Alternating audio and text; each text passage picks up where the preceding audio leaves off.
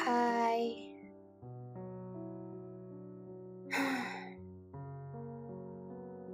gimana kabarnya?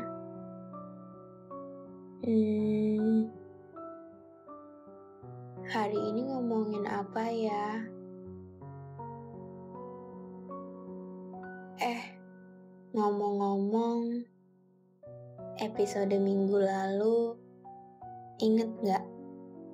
Saya bilang bahwa mungkin hal baik yang waktu itu saya punya bisa berubah jadi kesedihan besar di minggu berikutnya. Ternyata kemungkinan itu jadi kejadian beneran. Beneran jadi kesedihan.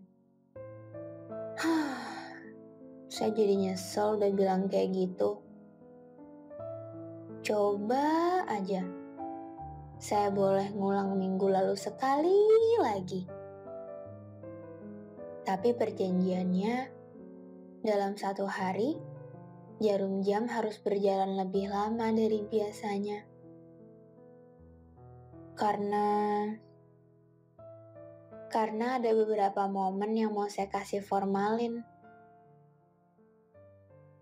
Seperti bunga-bunga yang saya beli seminggu sekali, tapi gak pernah saya buang.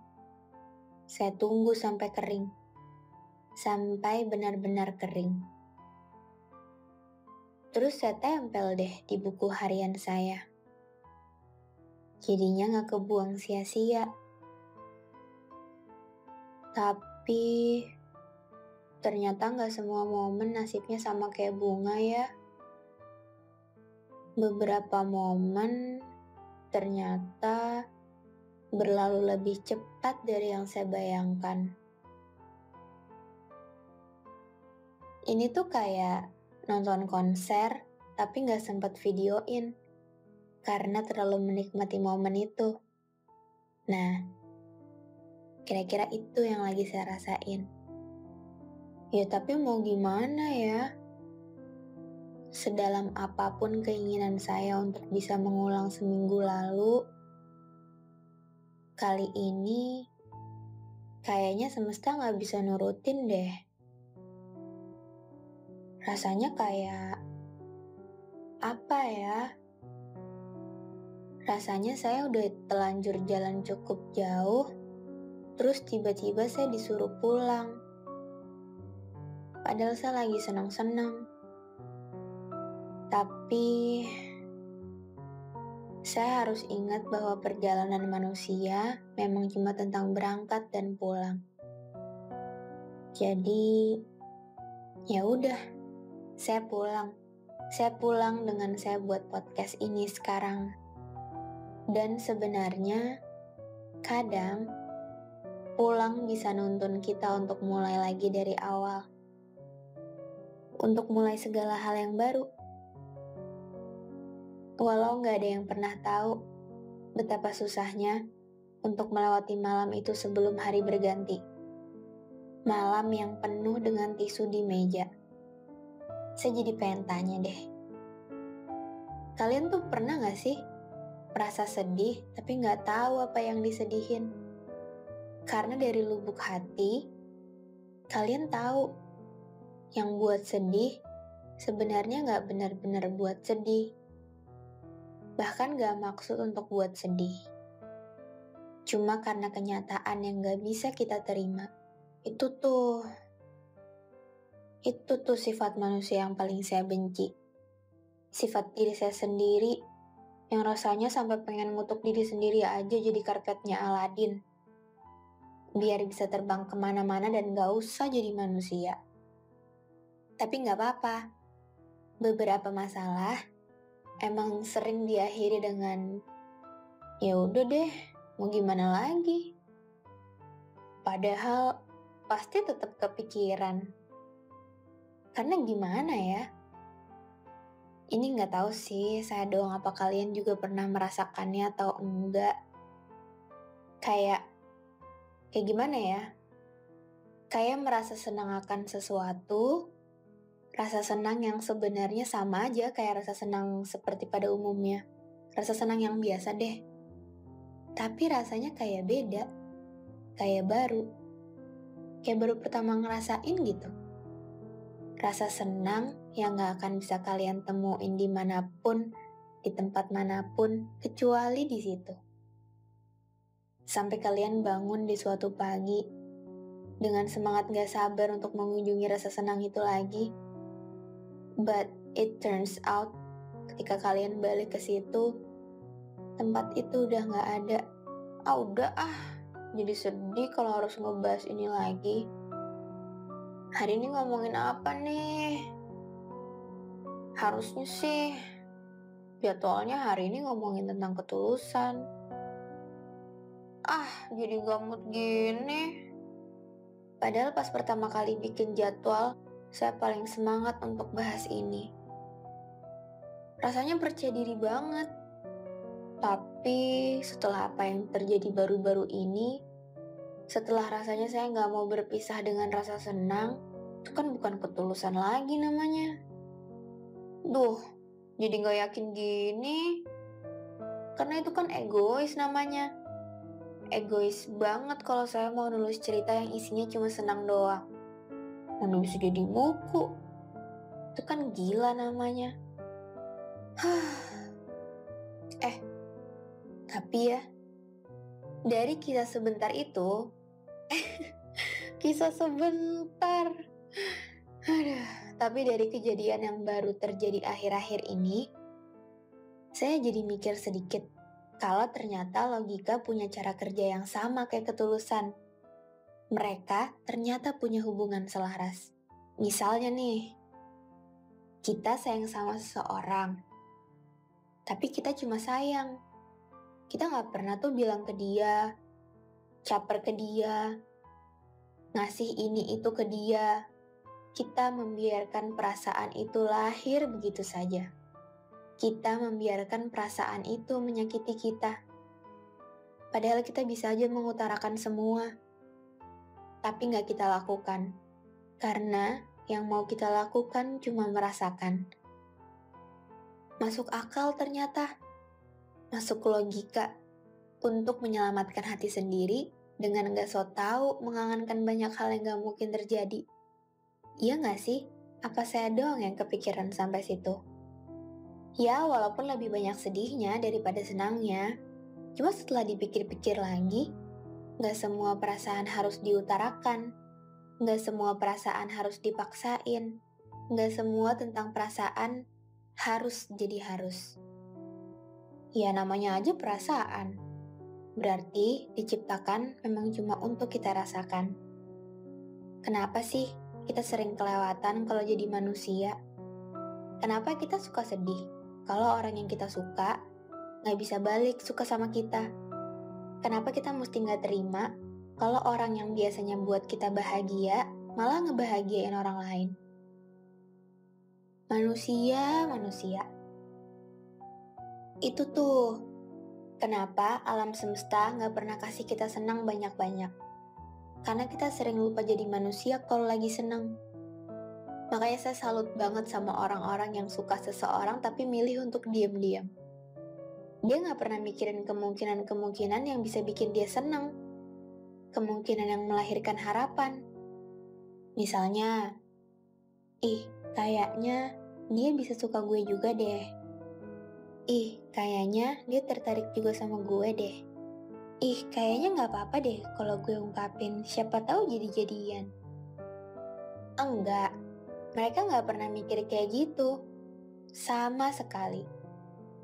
Yang ada di pikiran mereka cuma kemungkinan-kemungkinan buruk yang akan terjadi. Kayak misalnya, kalau diomongin, pasti dia menjauh. Kalau bilang, semuanya pasti jadi beda. Kadang, keadaan yang udah baik-baik aja suka kita bikin jadi masalah dengan ekspektasi yang enggak. Ya berarti ketulusan itu bukan tentang mengembalikan, tapi tentang menerima. Iya, menerima semua, kesedihan, rasa sakit, itu bentuk dari ketulusan. Termasuk memaafkan. Karena saya tahu Gak semua orang bisa sememaafkan itu, tapi entah kenapa ya, saya tuh justru orang yang malah terlalu mudah untuk maafin orang lain. Sampai teman-teman saya tuh suka kesel kayak, kenapa sih semudah itu maafin orang yang udah buat salah bahkan sampai jahat sama lo? Kenapa harus ada alasan buat saya untuk gak maafin kesalahan orang lain gitu? Ya karena menurut saya, kita bisa sampai gak memaafkan itu, mungkin karena kita terlanjur berharap lebih sama orang itu. Mau tau gak rahasianya? Yang jahat itu bukan orang lain, tapi ekspektasi kita sendiri. Yup, dalam setiap perjalanan cerita seseorang, satu-satunya the penjahat dia cuma satu, cuma ekspektasi kita doang. Kalau di Jurassic Park, sosok T-Rex itu sebenarnya isi kepala kita sendiri. Gak ada yang lebih nakut-nakutin ketimbang diri sendiri. Jangan kasih tahu siapa-siapa. Oke. Makanya makin dewasa saya makin belajar untuk untuk mengikhlaskan gitu. Kayak ya udahlah, kalau orang mau buat saya senang, silakan. Kalau mau buat saya sedih juga silakan. Bahkan sama diri sendiri aja saya nggak mau berekspektasi. Itu bentuk saya nggak mau jahat sama diri saya sendiri. Karena apa sih yang lebih jahat dari isi kepala kita? Ya, itu yang namanya mengikhlaskan. Makanya saya akhir-akhir ini baru mikir lagi bahwa mengikhlaskan tuh salah banget kalau dilakuin belakangan. Makanya saya baru mikir lagi bahwa mengikhlaskan tuh salah banget kalau dilakuin belakangan. Kayak kita gagal akan sesuatu, atau habis memutuskan sebuah hubungan. Pokoknya kita habis dapat hal-hal yang gak baik lah. Terus di situ kita baru berusaha untuk mengikhlaskan. Aduh, itu percuma. Buang tenaga. Karena pasti susah banget. Tapi, kalau kita ubah timelinenya, mengikhlaskan jadi di awal dan menerima jadi di akhir, itu akan bekerja dengan baik. Kayak misalnya saya ketemu seseorang nih, orangnya sangat menyenangkan. Saya selalu ketawa kalau sama dia. Sampai saya mikir, kenapa nggak dari dulu aja saya kenal? Kenapa baru sekarang? Terus dalam hati saya sadar, aduh udah nggak bener nih. Saya sudah terlalu senang. Nah, di detik itu pula, saya sadar bahwa saya harus mengikhlaskan dia. Bukan karena saya nggak mau dibuat senang, bukan karena dia nyebelin, bukan karena banyak alasan, tapi karena saya mau menyelamatkan rasa senang itu dengan mengikhlaskan. Ya nggak harus saat itu juga sih, mengikhlaskan kan butuh waktu, bukan kayak baca buku yang bisa satu kali duduk bisa langsung selesai. Yang namanya waktu, tiap orang tuh punya cara kerja yang beda-beda, dan itu wajar. Kenapa saya menganjurkan begitu? Untuk mengubah timeline mengikhlaskan jadi di awal, supaya kalian nggak kaget ketika semua kesenangan itu hilang, karena kepergian adalah hal yang pasti. Mungkin waktunya nggak langsung besok. Kepergian kan juga banyak jenisnya.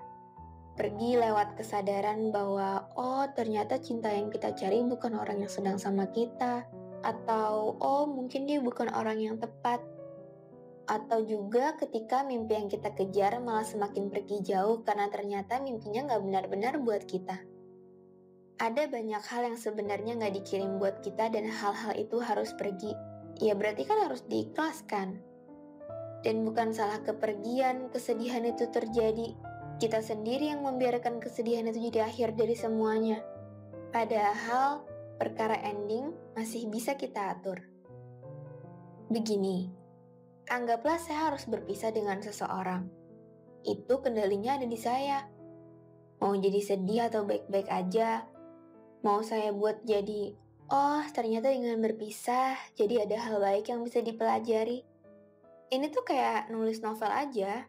Jadi tiap saya nulis novel dan saya ditanya, Kak ini sad ending atau happy ending? Jawaban saya selalu sad ending. Terus pembaca saya pada ngomel-ngomel. Padahal saat ending atau happy ending tergantung dari cara kita membacanya. Bahwa, oh iya ya, ternyata dengan pisah mereka justru jadi lebih baik. Oh iya ya, dengan patah hati dia bisa lebih dewasa dari sebelum-sebelumnya. Oh iya ya, dengan dikecewain orang lain, dia jadi belajar untuk gak mudah bergantung sama orang lain kecuali dirinya sendiri. Itu. Karena kan ketulusan bukan cuma terhadap orang lain, tapi terhadap diri sendiri juga penting. Kita tulus sama diri sendiri berarti kita menerima apa adanya diri kita. Karena kan ada juga beberapa hal yang di luar batas kita. Jadi jangan pernah merasa paling mengecewakan diri sendiri. Kalau merasa dikecewakan juga bagian dari pembelajaran. Banyak hal gak penting justru jadi kunci untuk semua. Banyak bagian gak penting dari sebuah buku yang justru jadi kunci sebuah cerita. Jadi jangan pernah sekali-kalinya kalian meremehkan hal kecil. Karena saya udah tahu rasanya. Gimana gak enaknya menyesali sesuatu. Karena ada banyak hal kecil yang saya lewatkan, yang ternyata pas udah lewat, baru terasa berharganya. Baru terasa betapa cepatnya waktu berjalan. Jadi orang lelet itu bukan bencana. Bahkan buat sebagian orang, termasuk saya, lelet itu sengaja direncanakan. Bukan karena saya nggak bisa cepat, tapi karena lebih baik saya nggak juara satu dan nggak menang, daripada saya menang tapi saya nggak sempet untuk nikmatin pemandangan selama di perjalanan. Lagian buru-buru mau ngapain sih? Abis dapat piala juga paling pulang. Intinya, perjalanan kita masih jauh, dan kita akan ketemu banyak orang, atau orang yang itu-itu aja, tapi bisa kasih kita hal yang beda. Jadi jangan bosan ya, jangan bosan sama pelajaran di hidup sendiri. Semesta kasih kita sedih dan kecewa untuk kasih bukti bahwa kasih sayang itu gak pernah tidur. Bahwa hati akan selalu nuntun kita ke tempat yang tepat untuk pulang. Kesenangan mungkin gak bisa terjadi setiap saat, tapi kita bisa selalu buat hal baik buat diri sendiri dengan ketulusan. Dicoba ya. Dicoba untuk gak selalu bergantung dengan rasa senang. Gak apa-apa. Kecewa cuma butuh dibiasakan, bukan dimasalahkan. Semangat mengikhlaskannya. Nanti juga ketemu sendiri.